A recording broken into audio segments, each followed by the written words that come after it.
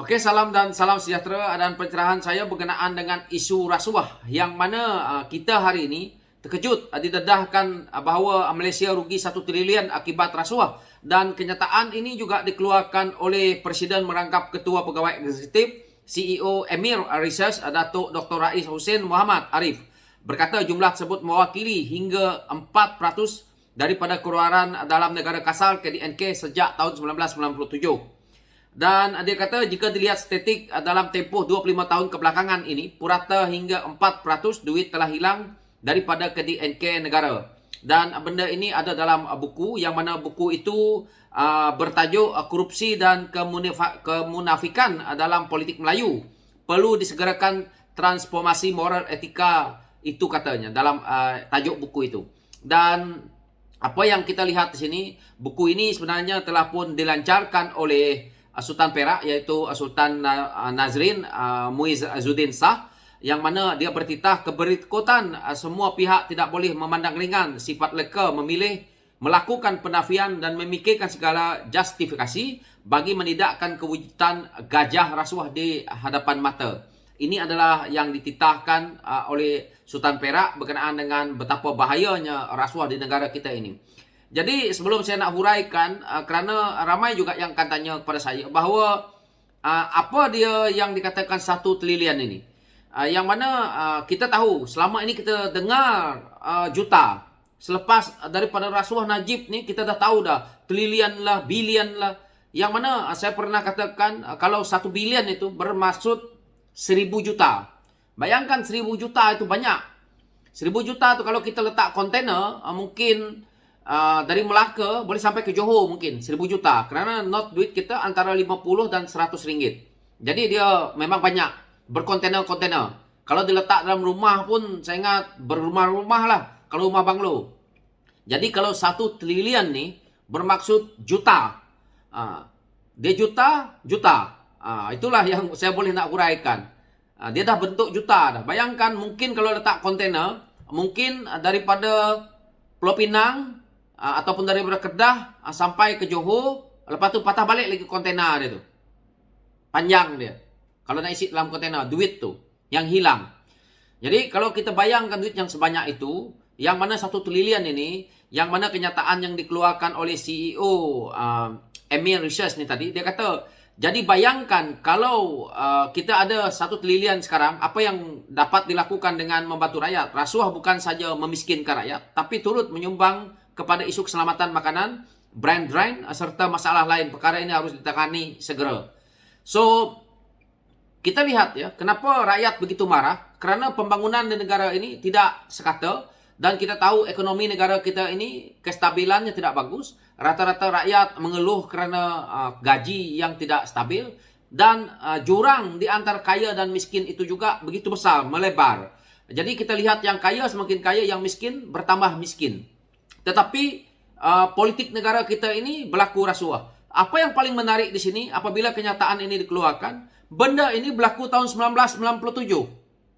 Dia kata, yang saya baca tadi itu, dia kata jumlah tersebut mewakili 4% daripada KDNK sejak tahun 1997. Bermaksud selepas Datuk Seri Anwar Ibrahim disumbat dalam penjara, dan daripada situlah kita boleh lihat bahawa berlakunya rasuah yang besar-besaran.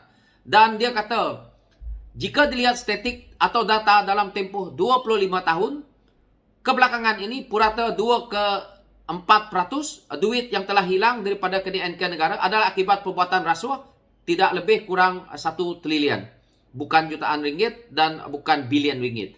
Jadi benda ini berlaku dalam 25 tahun. Jadi kalau rakyat masih nak percaya lagi pimpinan UMNO Barisan Nasional, saya tak tahu lagi lah. Kerana ini adalah kenyataan yang dikeluarkan. Hari ini, buku ini dilancarkan oleh Sultan Perak, Sultan Nazrin. Yang mana 25 tahun ni adalah pimpinan UMNO Barisan Nasional berlakunya rasuah besar-besaran. Ini adalah satu kenyataan yang betul-betul mengejutkan kita. Yang mana apa yang dia kata ni, buku itu bertajuk Korupsi dan Kemunafikan dalam Politik Melayu. Jadi itu dia. Bukan saya nak melihat kepada kulit bukunya, tetapi Apa yang terkandung dalam apa yang dia katakan ini, kehilangan duit 25 tahun selepas Anwar tidak berada dalam UMNO tu, yang mana sebelum ini kita lihat Anwar adalah seorang Menteri Keuangan yang terbaik.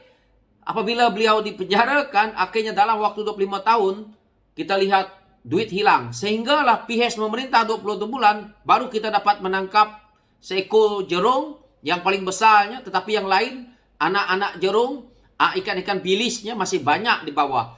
Jadi kita lihat, benda ini berlaku dan benda ini real.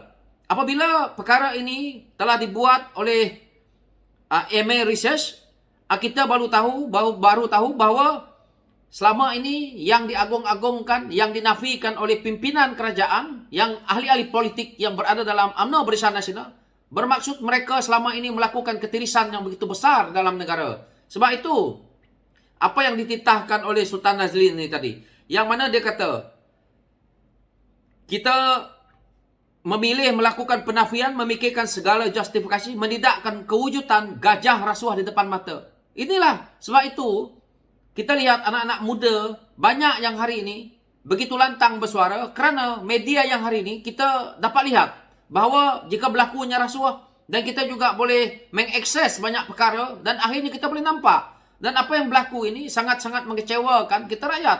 Kerana dalam tempoh 25 tahun UMNO Barisan Nasional memerintah daripada tahun 1997 setelah Anwar dijatuhkan dan mereka dah mula mencuri duit. Dan mereka mula dah membuat projek-projek mega yang berakhirnya dengan kerugian negara yang begitu besar. 1 triliun. 1 triliun itu satu nilai yang begitu besar. Itu yang kata saya juta-juta. Kalau dulu kita dengan bilion. Bilion melibatkan juta. Ribu juta. Ini dah juta-juta. Jadi kemana duit ini pergi hari ini? Duit kita hilang macam tu saja. Disebabkan oleh pimpinan rakus. Oleh UMNO Barisan Nasional. Ini yang kita rakyat dah nampak hari ini. Kita tak boleh salahkan pimpinan UMNO. Kenapa saya selalu sebut UMNO Barisan Nasional? Kerana UMNO yang paling besar berada dalam kerajaan untuk menjadi pimpinan negara. Manakala gabungan-gabungan mereka yang digunakan sebagai Barisan Nasional dalam komponen Barisan Nasional mereka ini tergolong sama.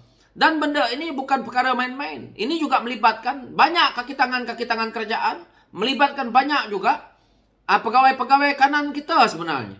Tetapi apabila kita bercakap, nak buka mulut, kita semua akan diselidiklah, disiasatlah. Tetapi hakikatnya inilah yang diperjuangkan oleh orang-orang seperti tokoh yang ada dalam PKR. Contohnya Rafizi Ramli memperjuangkan isu rasuah ni. Apabila dia memperjuangkan isu lembu dalam kondo, memperjuangkan isu 1MDB, dia hampir-hampir nak dipenjarakan. Jadi mereka ini gunakan kuasa waktu mereka ada di dalam kerajaan untuk menindas kita apabila buka mulut.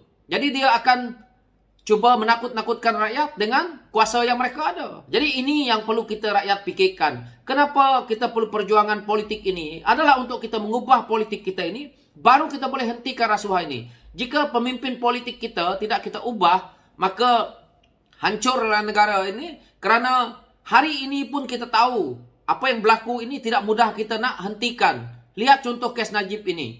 Ada saja walaon-walaon yang akan mengatakan, yang mendewakannya. Padahal sudah jelas-jelas dijatuhkan hukuman.